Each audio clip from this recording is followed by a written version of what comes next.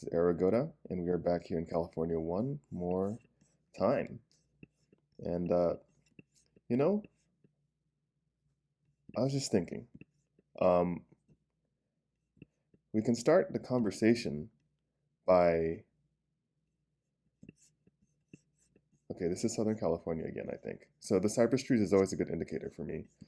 Um, I figured perhaps we can start the conversation by positing a question, and maybe instead of exploring this area and allowing the question to arise for us, um, we can follow that question and see how it guides. This is not Southern California. You have a huge series of trees in a grove that tells me this is Central California, where you have like a lot of this farmland, particularly in the south, the San Joaquin Valley, the southern end of it. So I'm gonna keep going until we find a main road. But okay, let's see how this works. I think that question I'd like to pose is like, what is geography in the first place? Geography is, I feel like when most people think of geography, they think of the regurgitation of facts. They think of, like, what is the capital of the United States? Washington, D.C. What is the capital of Canada? It's Ottawa. And I think that's a bit of a disservice.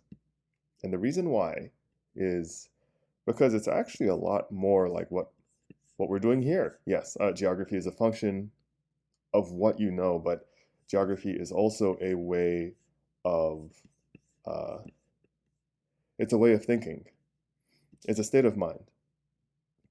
Geography is paying attention to the surroundings as you are a physical being who lives in physical space. Um, you are a being who progresses through time. And in existing in space and time, you commune with other objects that are also confined to space and time. And these objects, they interact with you. And both of you become different. Every time you go to a place, you change. You change because because now you have a new experience of something, whether and like in the most mundane possible situation, you go to a restaurant because you're seeking out an experience, say a McDonald's, um, and at that McDonald's, you have certain expectations for what you want to get there that motivated you to travel in this location, in this way. We're in chapter. So maybe you went to the McDonald's because you were hungry. Maybe you went to the McDonald's because someone else was hungry in your car. Maybe you have a kid who wants a Happy Meal and you're on a long road trip. Either way, you have a reason for going there. You have the capability to be there by virtue of either having a vehicle of some kind or being able to um, being able to walk or something. It's decided for you that like a McDonald's of that kind would be within the context of your own personal geography. Uh, and that's really how it's talked about for lots of folks. Um, so we're at a Girl Academy in chapter. Like the places that are relevant to uh, the places that are relevant to your life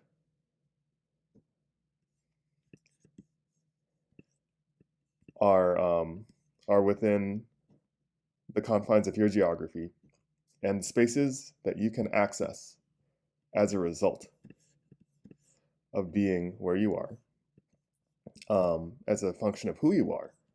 If you are someone who requires mobility using a wheelchair, then it's possible that you won't be able to use public services that are not designed to accommodate you. Margaret and Clarence. Um, Margaret and Margaret and Clarence. Let's geography. And that influences the kinds of places that you can reach, the places that you can visit, the kinds of experiences that you can have, or what it would cost you to get there. That's what geography is really about. It is about describing that phenomenon, the phenomenon of existing in our world as the people who we are. And that's why it's something that is so interesting to study, whether you're doing it as a dilettante who is sensitive to how grounded you are in this world, or, excuse me, or you're doing it officially in an academic setting.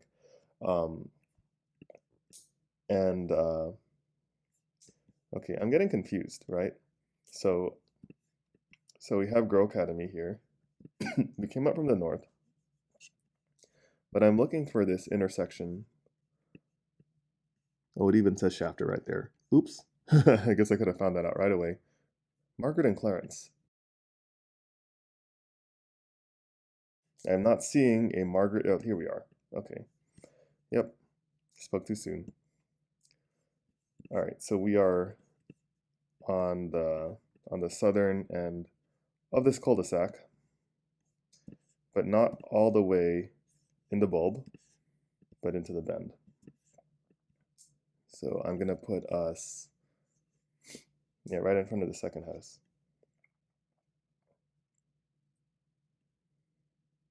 Yeah, let's do it right here. Cool. So yeah, that's what geography actually means. And that can entail anything. All of these places, and I mentioned it before in a previous video, all of these places mean something to someone. They were created within a historical context, and that historical context is essential to people who derive meaning from being from these places. Those white signs. Church Street. Okay, well, we'll keep looking around. Public parking. Can we get closer to that sign to find out?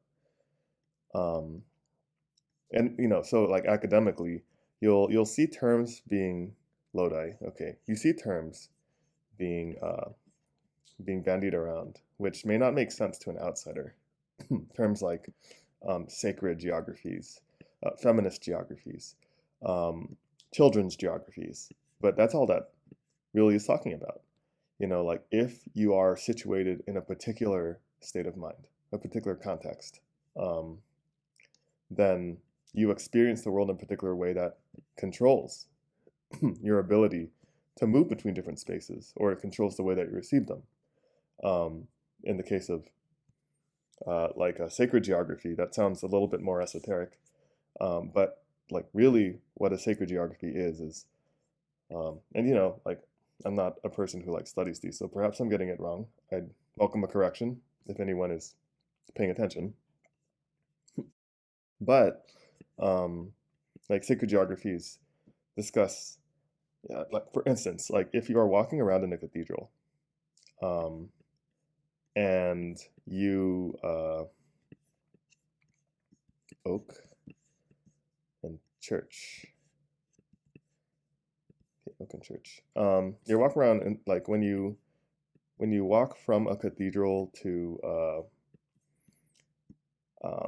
from the outside to the inside, you instinctually, you may instinctually hush your voice. Like, why is that? It's because you are sensitive to the reverence that is required. Perhaps if you were to like walk into Notre Dame in Paris or something, like that might be a reaction that you might have, and it's because that place means something that is different from the place that it was outside. So why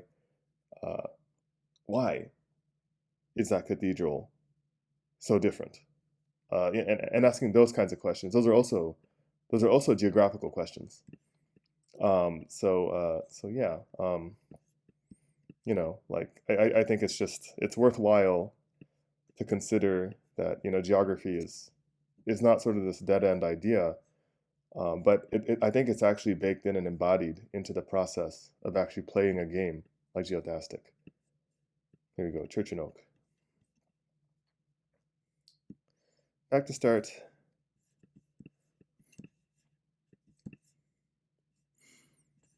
Okay, so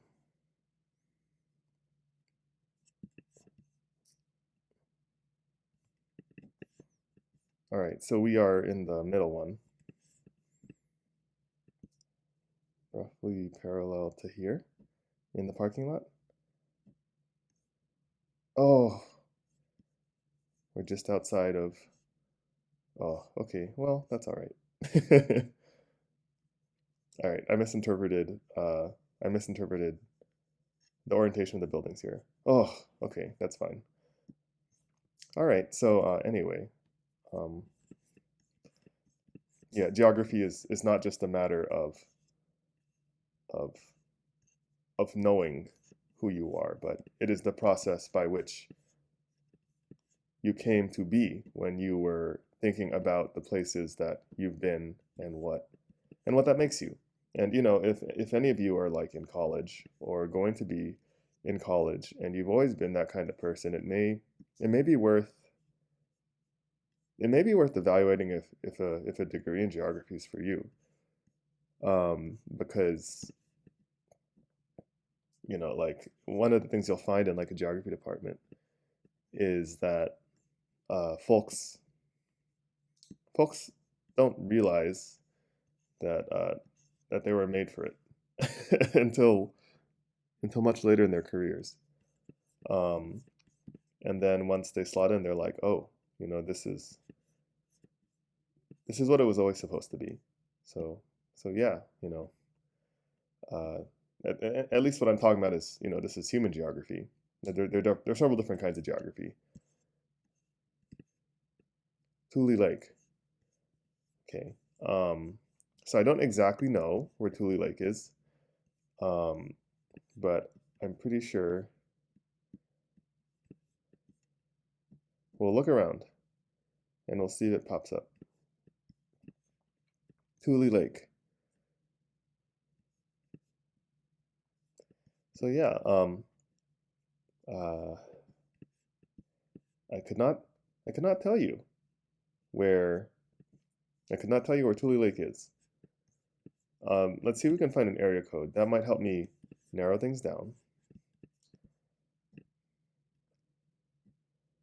Uh, but yeah, it's like one of the things that that I find particularly challenging about playing Geotastic for the state of California is that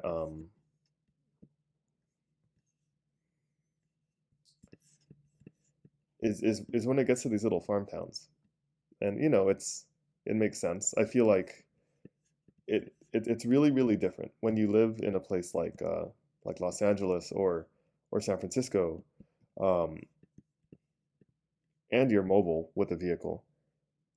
You can find reasons to visit almost any of these cities, and they'll be there, and they all have a unique flavor that changes. And the longer you live there, especially if you have friends who are like in far-flung parts of the metro, I don't know, someone who lives up here, and you're like, okay, well, I'm from here. Uh, you can go visit them, and like you can find reasons to be around. Um, but of course, it's different when you basically have these smaller towns that are spread out across these small farm roads. Um, but yeah, anyway, I think I'm sort of putting in it's sort of a moot point because I think it sort of goes without saying that like smaller towns where you're not from are going to be more difficult to make sense of if if you're not if you're not familiar with them. Although I'm finding I'm having some trouble here. So we're already leaving the town of Tulelake if we go in this direction. And I don't know why it's so hard for me to go forward here. It's really, really fighting me. Yeah, I'm going to try to just go down here. Yeah, so we can find an area code. That's what we were doing.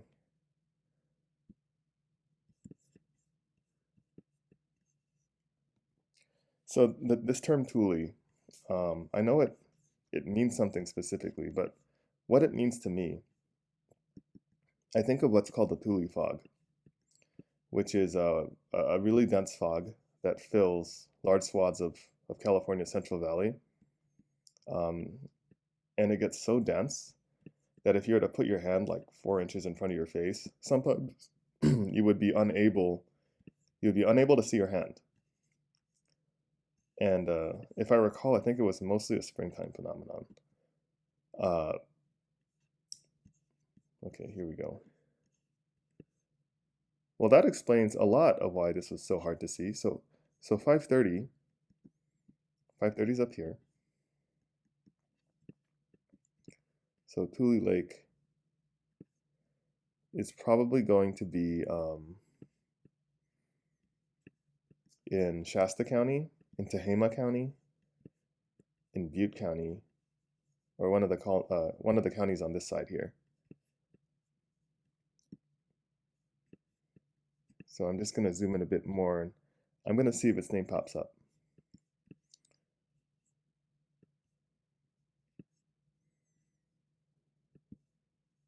Whether it's along 99 or 505 here. It is, I mentioned before as well, so I'm going to give myself a cutoff at, let's say, 6.5 minutes. Maybe it's better to do our best guess and to let Geotastic teach us a little something about this place. Because yeah, I have no idea where this is. If it's in the 530 area code, then it's going to be up north. If the term Thule is in there, then it's probably going to be inside the Central Valley. But it's a small enough town that we'd have to really just pass over it with a fine-tooth comb. So I'm going to guess Tehama County, which is centered on Red Bluff. And when we hit 4 seconds from now, that is how it will be. South Tehama County, I guess.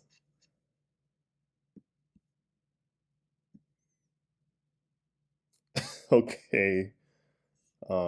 That's my assumptions were all incorrect. Tulelake Wildlife Refuge. You have this little tiny thing that's jutting to the south from Oregon. Okay, well, now I know. I have something new to look up. And there's always something to learn. Like even here, I was just looking up Crescent City, and I learned that I was actually getting the name of the county wrong. Weed. That's what I was telling you guys about. So we're 40 miles south of Weed. We are 40 miles northeast of Weed. Well, it's Weed, and then it's Redding, and then it's San Francisco. So we're southbound 97 to the north of Weed, and Weed is almost at the very, very northern edge of California. So that's going to put us, and we're on 97. So Weed is, where's Weed? What the heck? Weed is on Interstate 5. Here it is, 97. All right, so we're going to be in this region. 40 miles to the north. Shoot, we're in kilometers. I don't remember the conversion factor. Okay. Is there a town? We have, oh, that's no longer a Shell. But we have a gas station here. It says Feel Good. All right, let's see if we can find a Feel Good gas station to the northeast of Weed by 40 miles.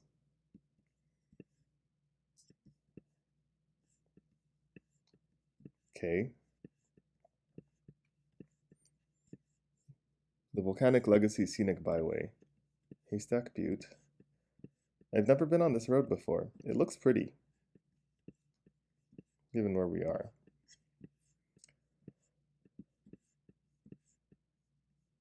Okay, surely this is more than 40 miles, right? I mean, maybe it's not. Okay, so this is kind of dumb, but since I can't, and I don't remember the conversion off the top of my head, um, I'm going to use a familiar one with my fingers, which you won't be able to see. Okay, so that's 30 miles. 30 miles from Weed is going to be around here. So that means 40 miles will be maybe around at this kink at the top. Mount Hebron. Okay, so let's see if there's a gas station in this region that is right off of 97. Feel good. Macdoel. Macdowell. I don't know how to pronounce that. Okay, so there's the feel good. Back to start. So, so we are going to be somewhere in this area. I'm just going to throw something down because we already messed up with Tulelake. Okay, cool. Macdoel or Macdowell Post Office. All right, round 5. We're getting a lot of these roller ones, so we'll see how well we do. It doesn't look like there's a good indicator of where we are with this one. This is just, I don't know. Is this a house? Well, you have this back here. So do you see how you have this kind of transition between these lower lying, more subdued hills? And then on the back end, you have these taller mountains, tall enough that they get snow. Sorry, this is to the south. Okay, yeah, I need to get used to reading the compass before I tell you what direction that we're looking. In the south, you have these taller mountains. So that tells me that you have 2 different geological provinces, potentially, that are governing, maybe you had a lot of uplift on the other side of a fault that caused those mountains to go higher. And that's to the south by who knows how many miles. So, like, normally, where you can see a transition like this is over here. So, like, if you are in this area and you look to the north, you have these subtle hills. This is the Garlock Fault, and you can sort of follow my cursor. Like the Garlock Fault basically serves as the base of this range, and it hits the San Andreas Fault right here. So you can follow the trace of the San Andreas Fault, which goes northwest to southeast, before cutting through Cajon Pass in LA, and then over down in this direction. But yeah, the Garlock Fault branches off of it. So if you're just in this area, you can see a lot of hills. And if you look past those hills, you see really tall mountains all of a sudden, because this is a strike slip fault that that causes these like abrupt changes in terrain, because material might be tracked in this direction or that direction, and it causes those sharp discontinuities, as opposed to the faults that actually build these mountains, which would move material up or down. Yeah, but it doesn't matter because this is to the south, not to the north, so it's not here. Maybe it's up here somewhere. So that's a good first guess, at least for me. That's what my eye is drawn to. So I guess we're on an east-west road.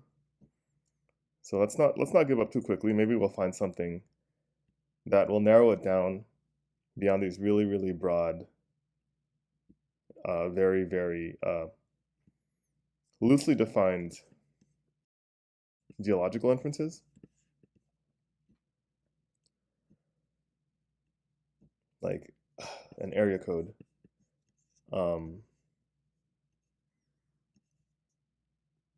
We're in Lassen County. Okay, so that was a good guess. We are we are indeed in this area. Potentially So we may be outside of Susanville. The mountains we're seeing might be these mountains, which are part of the Sierra Nevada. And we could be somewhere up here. On an east-west road, could be this one. It could be that one. So we'll see if we can find another indicator, but that would be my guess if we can't narrow it down any further. But we might get a sign. And there it is. California Correctional Center, left turn, High Desert State Prison. Okay, so will it pop up if we look for the High Desert State Prison? It might not.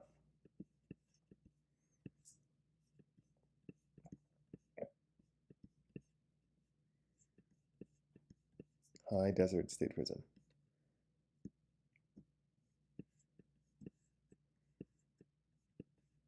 I do find it kind of incredible, so I was inspired to do this California stuff first and foremost because I was watching another YouTuber named Breakbeat Games in Maine. And I do find it kind of incredible how, most of the strategies that I can imagine using, which I'm not, super used to using right now, would be things that I remember her doing to try to find her way around, the middle of absolutely nowhere in Maine.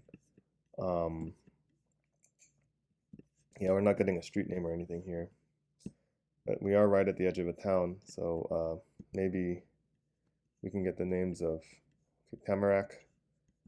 All right, Tamarack and what? Cottonwood.